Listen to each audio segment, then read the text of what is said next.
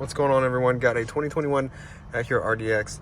Today I'm going to check the cabin filter. This is going to be a good little tutorial if you want to change yours out.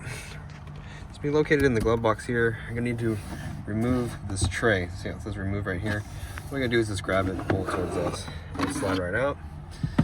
Now there's a door back here that we're going to hit to take out. Let's stick our fingers down here, flip on it. The door just comes out just like that. So the cabin filter is located in that compartment right there. Just notice how this says up.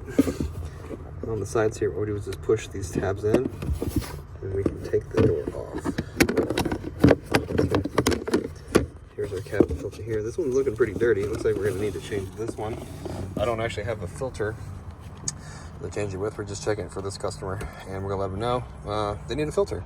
If you need one, I'm going to leave the part number in the description box and a link that actually takes you to Amazon where you can buy one of these if you need one.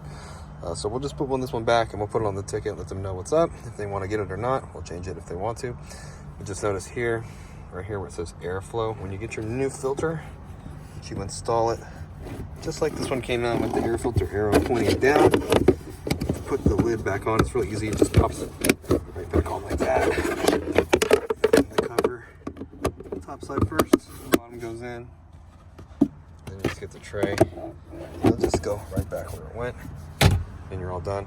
Hope the video was helpful. If it was, appreciate it if you drop me a like, leave me a comment. See you guys in another video.